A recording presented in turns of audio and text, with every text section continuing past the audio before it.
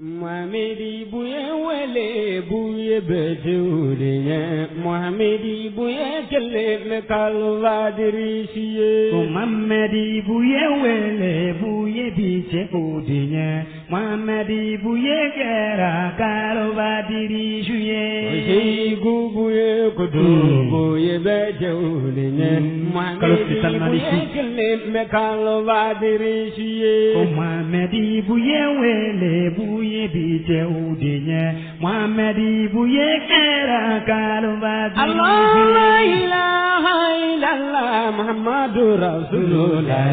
Muhammadi buye kera kalvadirisiye kala nunda botu kumi tanganyini Allah deze Muhammadi buye kera kalvadirisiye kaungi sibili sajugu mandoro koninde mo Muhammadi buye kera kalvadirisiye Okosengo mina baro sindini Allahu togoye ya buye kera kalvadirisiye kali kala donjiki ado buye biche udiye Muhammadi buye kera kalvadirisiye Marabu kala donjiki ado buye biche udiye Muhammadi buye kera kalvadirisiye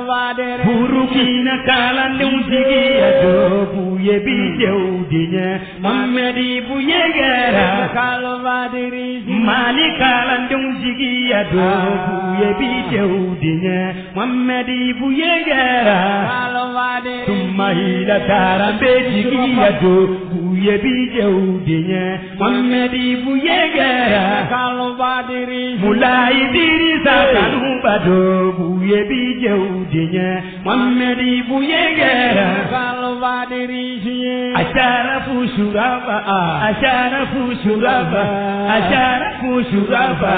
buye biche udiye Muhammadi buye kera kalvadirisiye Muhammadi buye wele Muhammadi buye kera kalvadirisiye